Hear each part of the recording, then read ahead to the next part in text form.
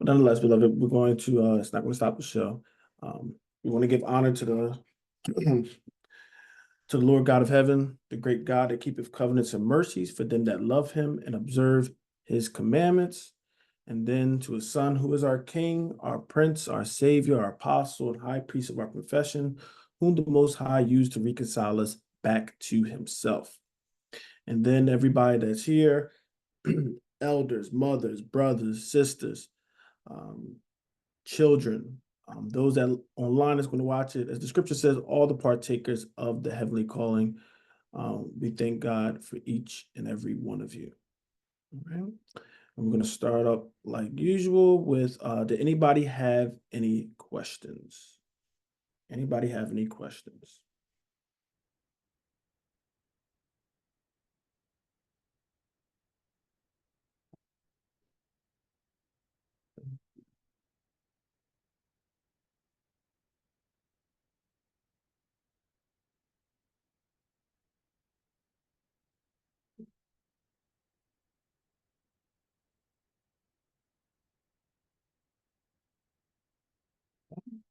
We're going to go to our chapter then. All right, let's go to Judith. Go to Sister Judith, which is in the Apocrypha.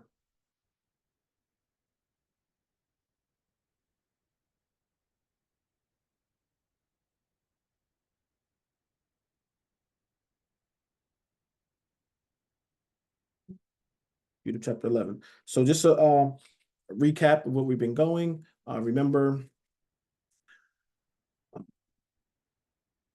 Nebuchadnezzar got his, his general or commander, if you want to call him, Holofernes, and he is about to attack Israel or Jerusalem, I will say, and Israel was getting scared. They were confident at first, and then they're getting nervous. And then Judith came and, kind of encouraged the elders of Israel, saying that, we shouldn't, they shouldn't have said, they shouldn't put a time limit on God saying that, if you don't do something in 5 days, then we'll surrender. So they took the rebuke well from Judith. And also Judith went to the Most High and was praying and saying, basically, use me as a vessel to deliver your people. And she wasn't coming in a cocky aspect where it had to be me, she was just asking to be, she was just presenting herself being a willing vessel. All right. And it was for the love of the people. It wasn't for her glory or honor, but it was for the people of God. Okay. And when you're going to see there's a correlation, when you love God, you're gonna have to love the people of God. Okay. So she wanted to be used in that way. Okay. So she come down, remember, she used to be fast and had a sackcloth, and all these kind of things. She cleaned herself off, put, the jewelry on, all those kind of things, decked herself out, right? And she goes into the enemy territory, okay? And basically she's like, she get directed to Holofernes, which is the captain of that mighty host, okay? So that was happening in, I believe, 9 and 10. And at the end of the 10, she finally got to him, right? She finally got to him, and using wisdom, she bowed down and says, let me just get to it real quick.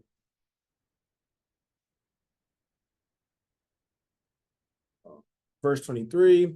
So when Judith was come before him and his servants, they all marveled at the beauty of her countenance, and she fell down upon her face and did reverence unto him, and his servants took her up. All right. So she got everybody stunned, everybody looking at her in the camp and saying how beautiful she is. Oh my gosh, how can we how can we destroy, these Israelites when they got women like this, they look like this, the guys just, lusting and things of that nature. But she was definitely getting all the attention. Okay. But now we are at chapter 11, right? Judith chapter 11. Verse 1. Then said Holofernes unto her, Woman, be of good comfort. Fear not in thy heart, for I have never heard any that was willing to serve Nebuchadnezzar, the king of all the earth. Now therefore, if thy people that dwelleth in the mountains had not set light by me, I would not have lifted up the spear against them. But they have done these things to themselves. Okay. Verse 3. But now tell me wherefore thou art fled from them, and art come unto us. For thou art come for safeguard, be of good comfort. Thou shalt live this night and hereafter. True statement. Verse 4. For none shall hurt thee, but entreat thee well, as they do to the servants of King Nebuchadnezzar, my Lord. All right. So he's like, listen, you can come. You don't got to be scared, right? If you come in to submit to King Nebuchadnezzar, let me keep the same Nebuchadnezzar, or Nebuchadnezzar. Yeah, they said, yeah, smaller. Nebuchadnezzar. If you submit to him, you're good. You don't got nothing to fear. All right. So he's trying to comfort, like, you don't got nothing to fear. You're showing yourself a friend, and you're submitting and on and at least have to be acknowledging that he is the king of the old earth and all that stuff. So you're doing that. You got this protection. He said, I don't got no problem with nobody that is submitting to him. Okay, which we know would be a big deal. Verse 5. Then Judah said unto him, receive thy words of thy servant, and suffer thine handmaid to speak in thy presence. And I will declare no lie to my Lord this night. So let me speak. I'm not going to lie to you. Right? Verse 6. And if thou wilt follow the words of thine handmaid, God will bring the thing perfectly to pass by thee, and my Lord shall not fail of his purposes. As Nebuchadnezzar, Nebuchadnezzar, king of all the earth, liveth, and as his power liveth, who have set thee for the upholding of every living thing. For not only men shall serve him by thee, but also the beasts of the field, and the cattle, and the fowls of the air shall live by thy power under Nebuchadnezzar, I'm just going to say Nebuchadnezzar, and all his house. Okay.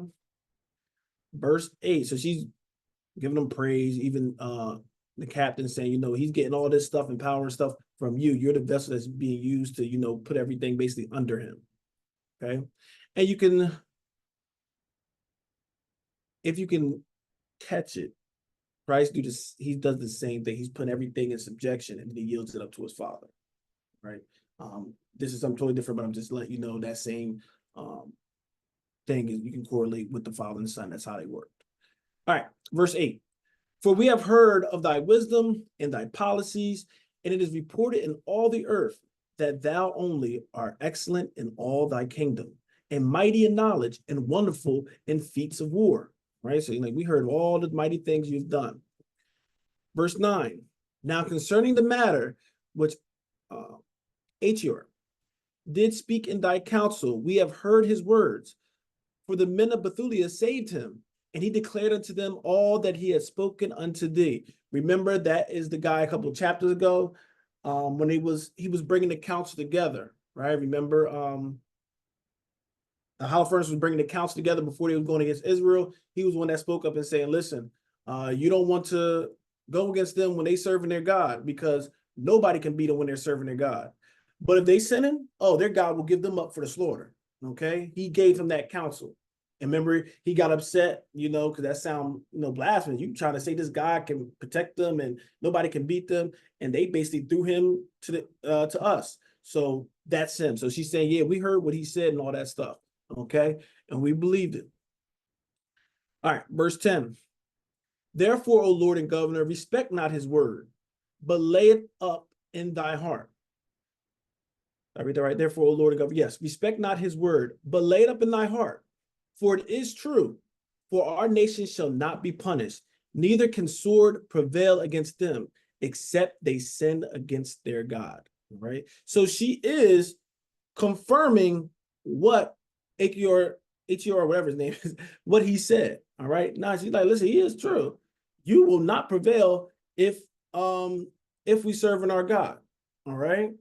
And this is something to remember, beloved. This has always been the same thing now. Our strength, our protection comes from us serving God. It's not us. It's from serving God. And once we stop serving God, now we are vulnerable to any attack. Right? He is like the wall for us. When we sin, that wall comes down. Anybody can get us. As we serving God, that wall comes up and nobody can touch us. All right. So we see there's, I don't want to say a double standard, but see, he got kicked out for saying this, but you see, She didn't get kicked out for saying this. All right. But there's more. Verse 11. And now that my Lord be not defeated and frustrate of his purpose, even death is now fallen upon them, and their sin have overtaken them, wherewith they will provoke their God to anger, whensoever they shall do that which is not fit to be done. All right. So she's like, listen, I don't want you to get discouraged or anything like that. Oh, they sinned. All right. Yeah, they're invulnerable. You know, they can't be beaten if they didn't sin. But look, the good thing is they sinned. All right. So even though he heard that, he also hearing what? Oh, I can beat them. You know, that's what he's worried about, conquering them and taking them over. Okay. So she's like, listen, it can be done. Verse 12. For the victuals fell them, and all their water is scant, and they have determined to lay hands upon their cattle, and purpose to consume all those things that God had forbidden them to eat by his laws. Okay? So hopefully y'all can understand what that verse is saying. What is she claiming that they're sinning with? Anybody catch it? How are they sinning? What is she claiming that Israel has sinned and did?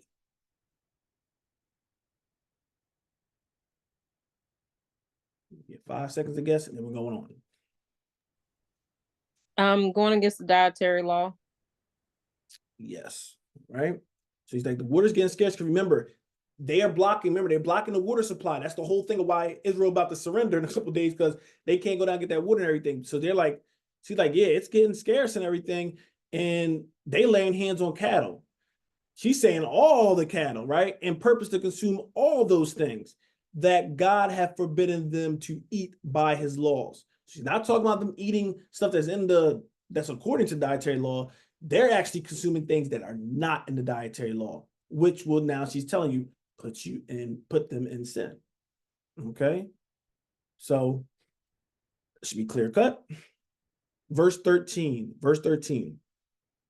And are resolved to spend the first fruits of the tenths of wine and oil, which they had sanctified and reserved for the priests that serve in Jerusalem before the face of our God.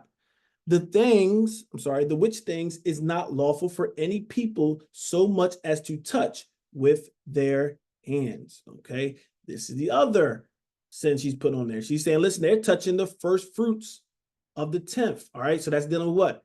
Tithes. All right, so there's the tithes of the first fruit. And she's getting specific with the wine and oil. All right, this is supposed to be sanctified. Remember, those of us, basically all of us on here, we've been dealing in Exodus on Friday. We talked about that sanctification, setting it apart. And when it's set apart, you have to realize that if it's set apart for certain people to deal with, right, or benefit from it, anybody just can't go and start dealing with it. Okay, the things that you're talking about, the tithes that she's dealing with, that's for a certain purpose. It was sanctified, it was set apart for a certain purpose. But she's like, this was for the we should know that it's for the priests, right? But she's like, it's reserved for the priests that serve in Jerusalem, right? But not for anybody else. But other people are what? Touching that. Okay, that wine and oil that's set apart for them, they're consuming. Okay, which is not lawful. Okay. All right. Verse 4. And if anybody had questions or anything they want to bring out, just let me know. I'm just kind of just reading it through. Okay. Verse 14. For they have sent some to Jerusalem, because they also that dwell there have done the like, to bring them a license from the Senate. Okay. So same thing happened in Jerusalem. Verse 15. Now when they shall bring them word, they will forthwith do it, and they shall be given to thee to be destroyed the same day. All right, so she's like, listen, you're going to destroy them. They act up. They go against their God. You're going to get the victory. All right. Verse 16. Wherefore I, thine handmaid, knowing all this, am fled from their presence, and God have sent me to work things with thee, whereat all the earth shall be astonished, and whosoever shall hear it. And she's like, God using me basically to flee there, because they sending, so he using me as a vessel to come to you. Okay. Verse 17. For thy servant is religious, and serves the God of heaven day and night. Now, therefore, my Lord, I will remain with thee, and thy servant will go out by night into the valley, and I will pray unto God, and he will tell me when they have committed their sins. All right. So she's not, we know she's definitely misinformed them. All right, she's throwing some stuff in there, but she's using also, listen, I'm gonna go out because I still serve that God, right? But his senses is down because what? That God is basically delivering me those people. That's all, that's how he's saying it, right? That's why you gotta be mindful of your agenda, because sometimes you're not seeing soberly because you have your own sometimes you have your own, goal or ulterior motive. You're only hearing what you kind of want to hear as well. Okay. So he's not worried about her saying she's going to pray. Do it. Good. As long as y'all know I'm getting the victory, that's all you're hearing. I'm going to get the victory. Do what you got to do. Okay. So she's going and saying, I'm still religious. I got my religion. Let me just let me go out and pray. And God's going to let me know when they sin. It'll be good to go. All right. Verse 18. And I will come and show it unto thee. Then thou shalt go forth with all thine army, and there shall be none of them that shall resist thee. And I will lead thee through the midst of Judea until thou come before Jerusalem, and I will set thy throne in the midst thereof, and thou shalt drive them as sheep that have no shepherd. And a dog, listen, shall not so much as open his mouth at thee. For these things were told me according to my foreknowledge, and they were declared unto me, and I am sent to tell thee. Verse 20. Then her words pleased Holofernes and all his servants, and they marveled at her wisdom, and said, there is not such a woman from one end of the earth to the other, both for beauty of face and wisdom of words. All right. And this is what our sisters, we need both. All right. It's good to have the beauty, the outward beauty. That's good. And our sisters are beautiful. Absolutely. Okay. But also, love it, don't just get caught up, because you can see how this culture is.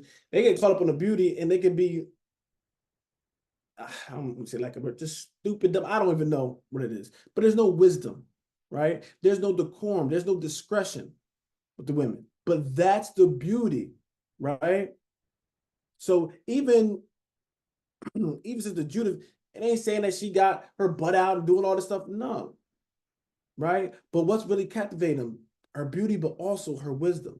And wisdom is a beauty, all right? Brings attractiveness to someone. Have a conversation with a young lady. If all the things you have to offer is, your body and your shape and being half naked, that's not valuable. Okay? We talking about women of the Lord, that righteousness, that's what's going to be the beauty. All right? That's the beauty that the world desires. Okay? And they're like, man, ain't nothing like her. They said from one part of the earth to the other.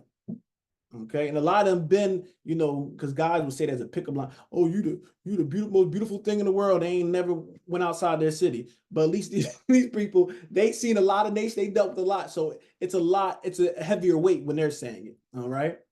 So once again, not just her beauty, but also what? The wisdom of her words. The elders were what? Impressed with the wisdom of her words. Okay, so she had something in her head. So verse 22. Likewise, Holofernes said unto her, God hath done well to send thee before the people, that strength might be in our hands in destruction upon them that lightly regard my Lord. 23. And now thou art both beautiful in thy countenance and witty in thy words. Surely if thou do as thou hast spoken, thy God shall be my God, and thou shalt dwell in the house of King Nebuchadnezzar, and shall be renowned through the whole earth. Right? So he's confirming the same thing. He's like, man, you're beautiful and you're good with your words. All right. And my God should be, I'm basically not, he's not going to serve this. I want you to say, he's not going to serve Lord God, but they will accept. Why would he accept that our God? He's saying, I will accept him as what? This God helped us get these people. So we can acknowledge him. But once again, it's about what? Nebuchadnezzar being the top God, the God of all gods. It's about him being number one. right? That's why sometimes they don't care about sometimes you serving other gods. They have multiple gods and all that stuff. Israel was the weirdos in the earth. We're the ones that only acknowledging this one true God that you can't see and all this stuff. We were like that, right? They weren't like that for the most part, all right? But they will have their gods. And Nebuchadnezzar, remember, he's just saying, you got to acknowledge me, the top God, okay? All right. And that is chapter 11, all right? That's chapter 11. We'll try to, let me see what chapter 12 is. All right. We go through chapter 12. Like I said, I'm not precepting. Just get this one knocked out as well. All right. Judith chapter 12. Then he commanded to bring her and where his plate was set, and bade that they should prepare for her of his own meats, and that they should drink of his wine. Right, this is very important, some of this stuff, beloved. And Judah said, I will not eat thereof, lest there be an offense. But provision shall be made for me of the things that I have brought. Then Holofernes said unto her, if thy provision should fail, how shall we give thee the like? For there be none with us of thy nation. Okay, so she's like, no, I'm not going to offend. I'm not going to eat, because what? They were eating all kind of things that was abominable according to our laws. Okay, or not even cooking all, remember we have custom, we got to cook it, how I got to be eaten, what we can eat. They're not going with those things. So she's like, no, remember she brought her provisions because she already knew this. Okay, and he's like, what about it fails, blah, blah, blah. But let's keep going. Verse 4. Then said Judith unto him, as thy soul liveth, my lord, thy handmaid shall not spend those things that I have, before the Lord work by my hand the things that he have determined. It's somewhat true, but it's not the way he's taking it. All right. Verse 5. Then the servants of Holofernes brought her into the tent, and she slept till midnight, and she arose when it was toward the morning watch, and sent to Holofernes, saying, let my lord now command that thy handmaid may go forth unto prayer. Then Holofernes commanded his guard that they should not stay her. Thus she abode in the camp 3 days, and went out in the night in the valley of Bethulia, and washed herself in a fountain of water by the camp. And when she came out, she besought the Lord God of Israel to direct her way to the raising up of the children of her people. So she came in clean and remained in the tent until she did eat her meat at evening. Verse 10. And in the 4th day, Holofernes made a feast to his own servants only, and called none of the officers to the banquet. Then said he to Bagoas, I don't know, the eunuch who had charge over all that he had, go now and persuade this Hebrew woman which is with thee, that she come unto us and eat and drink with us. Okay, so Holofernes is having a great feast, and of course, he want to bring her there, right? Of course, she's very beautiful and all these kind of things. So he like, listen, you have the eunuch. Of course, you want to put a eunuch over. This is what kings would do all the time. They will put a eunuch over. Definitely, sometimes women, definitely attractive women, because what? Men and their hormones and all that stuff, we looking at that beauty, and we could try to attack her or rape her, all those kind of things, right? So they'll put somebody that don't have that desire, like a eunuch, to be over them. Okay, so he had the eunuch, and he's saying, listen, try to get her to come and eat and drink with us, at the banquet, invite her to come. So the eunuch is basically Holofernes using him as his wingman. Okay, you go over there, convince her to come to the banquet with us, eat and drink, have fun with us. Okay, we know we should be knowing what that's about. Verse 12. For lo, it will be a shame for our person if we shall let such a woman go, not having had her company. For if we draw her not unto us, she will laugh us to scorn. All right. So he's thinking about his ego and stuff like that as well. And listen, we got to bring her there. We want her to be a laughing stock to her. Verse 13. Then said Bagoas, from the presence of Holofernes, then went him from the presence of Holofernes and came to her, and he said, let not this fair damsel fear to come to my lord, and to be honored in his presence, and drink wine, and be merry with us, and be made this day as one of the daughters of the Assyrians. which serve in the house of Nebuchadnezzar. Verse 14. Then said Judith unto him, who am I now, that I should gainsay my Lord? Surely whatsoever pleases him, I will do speedily, and it shall be my joy unto the day of my death. Okay, beloved, hopefully we can see it. She is using wisdom. She understands if she denies it, right, that will look what? Suspicious. You're coming off, you're trading on them. So now if you try to keep your distance, all that stuff, they're gonna be looking like, what's this girl about, right? So they understand that. He requested, I'm coming as what? Submitting myself my servant. So I'm gonna come under that. Okay. So she's playing the role well. Okay. Verse 15. So she arose and decked herself with her apparel, with all her women's attire, and her maid went and laid soft skins on the ground for her over against Holofernes, which she had received of Bagoas for her daily use, that she might sit and eat upon them. All right. Verse 16. Now when Judith came in and sat down, Holofernes' heart was ravished with her, and his mind was moved, and he desired greatly her company, for he waited a time to deceive her from the day that he had seen her. Okay, we're gonna stop there real quick, beloved, because this is something to learn, understand, and acknowledge. All right, because this is not just heathens. All right, this be Israel as well. He was plotting on her from the day he seen her. Okay. He's trying to use this thing, and this is why it talks about wine, and wine can be a marketing name. He's trying to use these routes, right? Because this is how you do it. That guy, I'm gonna bring it to the feed, I'm gonna give her these drinks and everything, let her senses and everything dull down, and I'm gonna take advantage of it. And sisters, we have to be wise of these things as well. There's gonna be some guys coming in, shalom, sis, you know what I mean, and just be plotting on you. Okay, not for righteous purposes, not to sometimes marry. Sometimes they want to just get there. What is it on here? No, it just said, I'll put that they're getting their, lustly desires out. Okay. Now it's not wrong to desire, a brother desires sister, you see, wow, she's beautiful, she's single, okay, blah, blah. And you want to go the righteous way, but some people don't want to do that. They want to deceive and take advantage. All right. So this is why we have to be mindful. And this is why we all should be looking out for one another. Okay. Sisters, y'all should be looking out for y'all sisters. Okay. Brothers, got to be looking out for the sisters as well.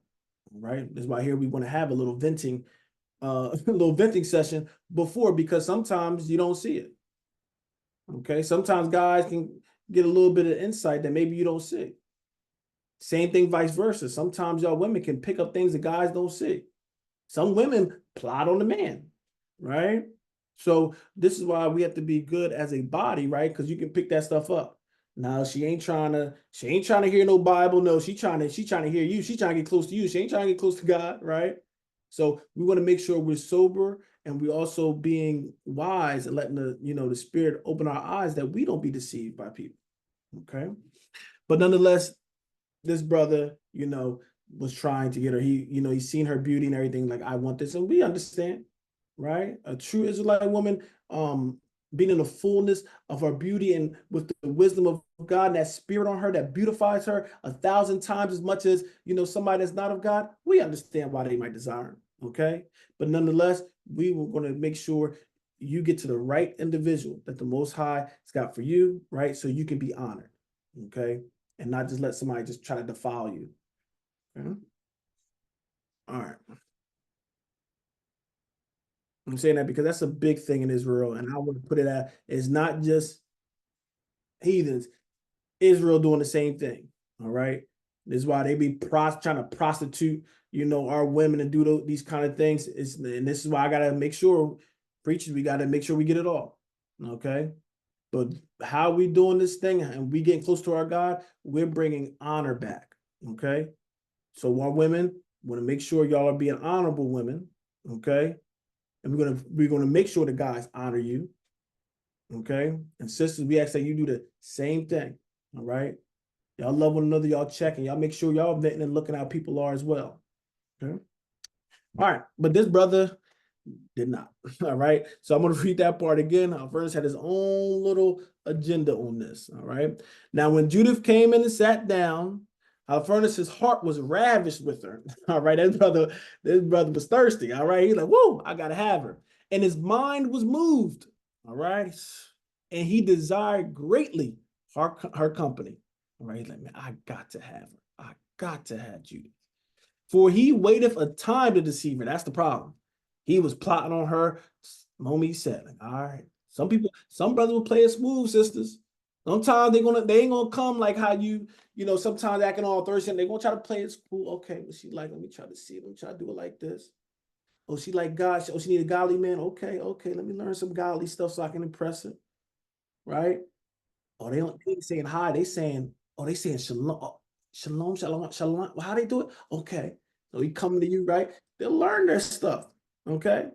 Just because they're learning you don't mean they're learning to, honor you, right? Sometimes they're doing it for their own ulterior motives.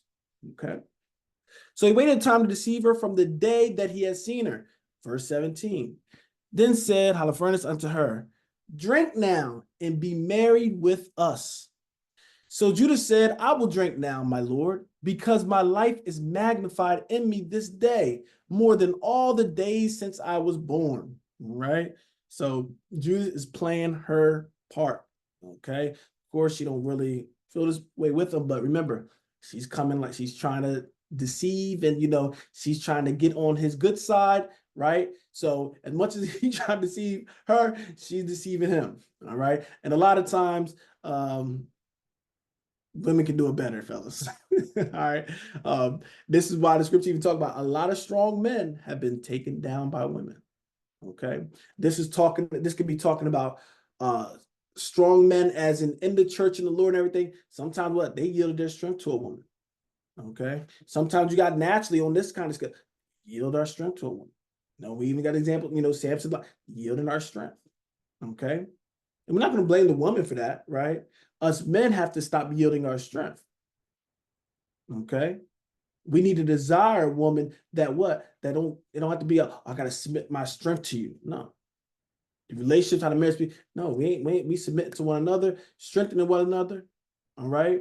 I'm not going to make you compromise your relationship with God for me. That's when you're giving your strength up. You have to compromise yourself for me. You got to decide this or this. You either gonna love me or love God. All right. And that's the man's fault. All right. And this is why I said our eyes, right? Sometimes when it goes before our heart, that's when it's that lust. Okay. When it goes before our spirit, that's when we're lusting. Okay. So just be mindful. Like I said, there's nothing wrong with desiring someone. I'll make sure that's clear because some people put it as I'm talking about single people. If you like or desire the opposite sex, like you're in sin. No, love it. Okay. But also we want to make sure it's a righteous desire, not just to fulfill the lust of the flesh. And now your sin is going to be, make a mess. Okay.